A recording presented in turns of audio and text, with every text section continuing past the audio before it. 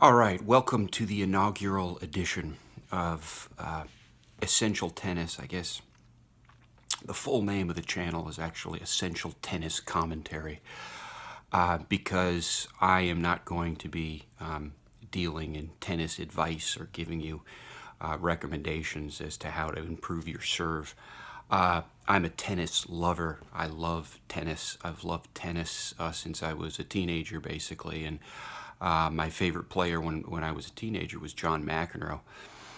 Roger Federer, I think, is a relative of John McEnroe in terms of the way he plays, the finesse, the sort of artistry that he shows on the tennis court. But I'm starting this channel for one and only one reason, and it's because when Federer is winning, I am winning.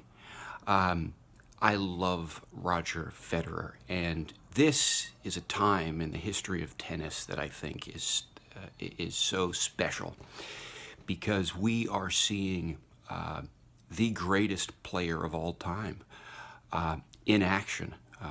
And the occasion for this video is the Federer versus Zverev match at the Hopman Cup, where Federer, as he has all week, has been displaying just masterful tennis skills, just truly amazing.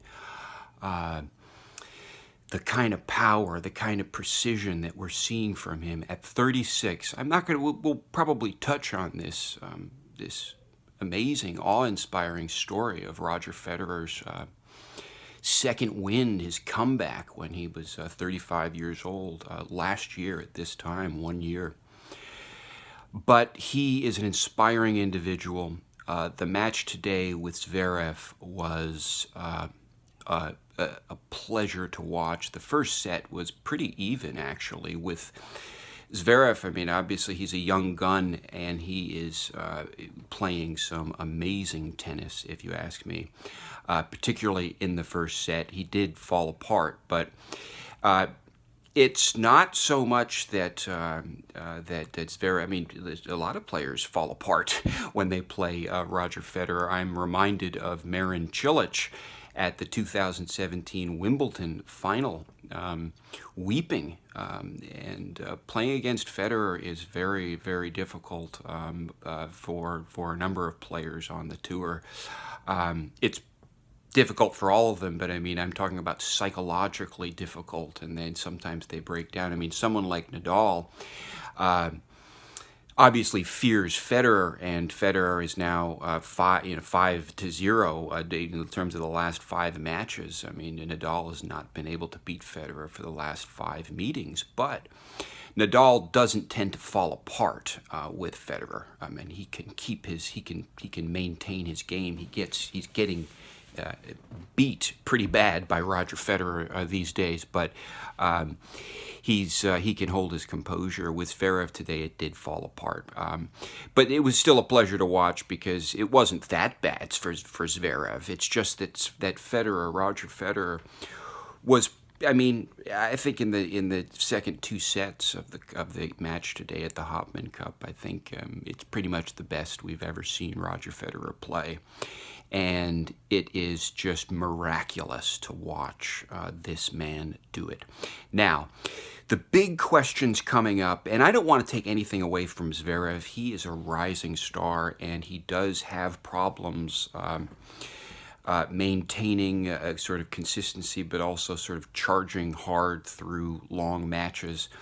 Sometimes he will kind of lose it like he did today, and that's why he hasn't had the results that, I mean, we're going to be seeing better results from him, no doubt. But so long as Roger Federer is playing like he was today, it's going to severely limit what the young guns like Zverev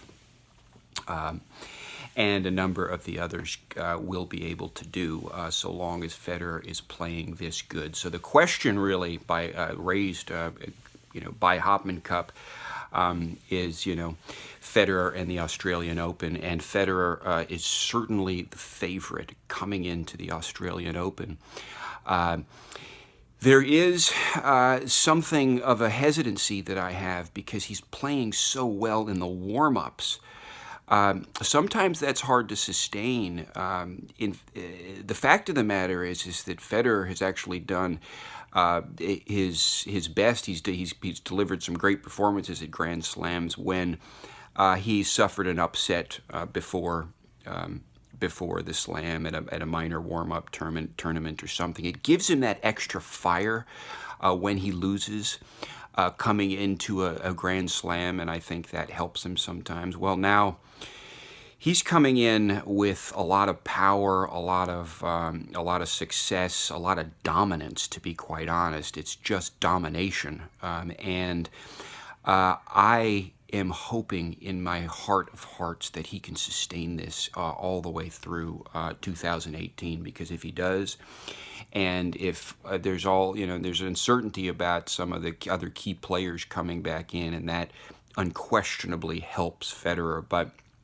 if he can sustain this level of play, I don't know if if we saw Djokovic come back and start playing really well, and Wawrinka come back, and Andy Murray, we saw a number of players. I still think that they're not really matching the kind of just awesome power and awesome dominance that is being displayed by Roger Federer, a 36-year-old man on the ATP tour. But in any case, my inspiration for this channel is Roger Federer, because there needs to be commentary.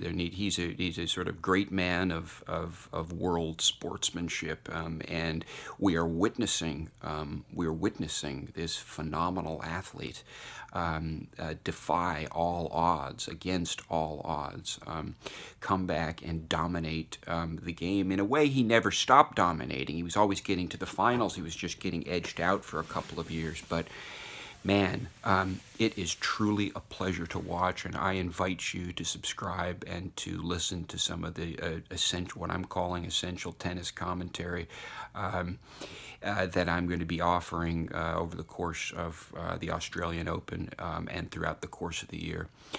Thanks. Look forward to hearing from you. Bye-bye.